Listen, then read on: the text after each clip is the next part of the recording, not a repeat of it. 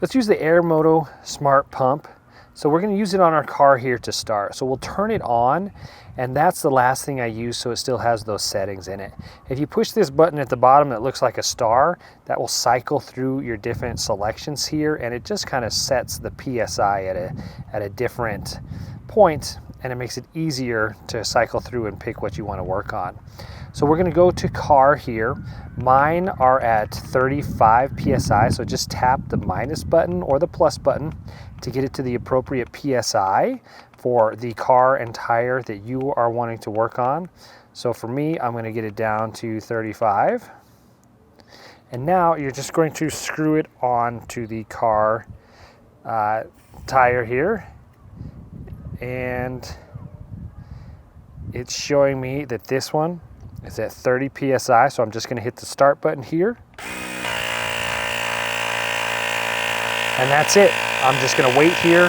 It'll take a couple minutes and it will fill it up to 35 PSI. So once it's up to its working PSI, it will automatically turn off, and you can go ahead and unscrew it.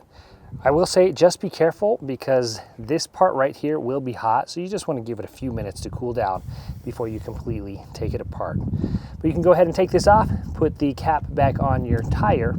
In my experience, it will fill up a couple car tires, it will top them off, and it will fill up one complete car tire at 0 PSI all the way full to 35 PSI. I did it on this car once, and then the battery will die after that. It also works on basketballs, footballs, really any type of sports ball.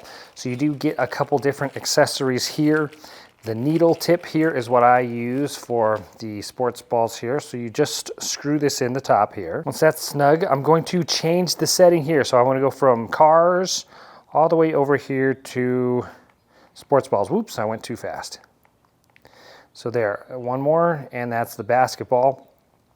Now, as far as the PSI goes, honestly, it doesn't do a great job reading how much PSI is in the ball already. So I just kind of fill it up until it's full. And honestly, it takes just a couple seconds with these smaller items like these basketballs. So I'm just going to put it in there, squeeze in here. It's got a little give. I want it to be a little more full.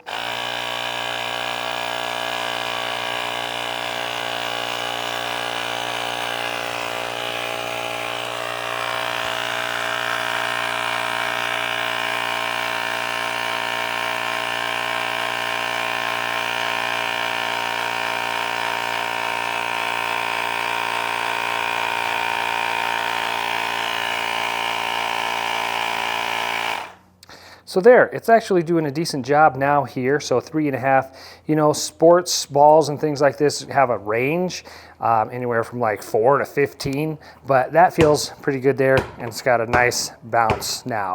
So there's that. I could do the same thing here for the football. And now we can actually take it over here to the bicycle and fill up the bike tire. So I've got that on snug. Now again, I'm going to change the setting over here to bikes. Go ahead and turn it on here. It's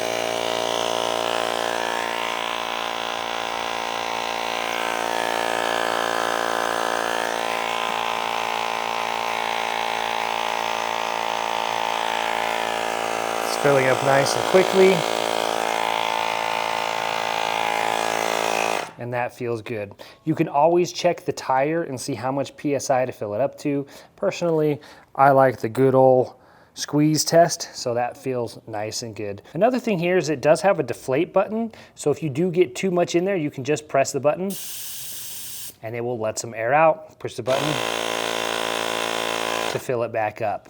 Another thing here is up here you can do different settings, so just click the U on the top and that's going to select what kind of unit you're working with. So it went from PSI to bar to KPA, and then kg/centimeters cubed. So it's really up to you. Here in the United States, we use PSI, so that's the one that I use. It does have a flashlight up top here, so just press and hold the U or unit button for a couple seconds, and that will turn on. And finally, it does come with a charging cable, so it's type USB-C, so any type of USB to USB-C charger that you have, you can just plug in there, plug it in and let it charge. I typically just let it charge overnight. And that's it. I love this thing. It's come in handy in a pinch.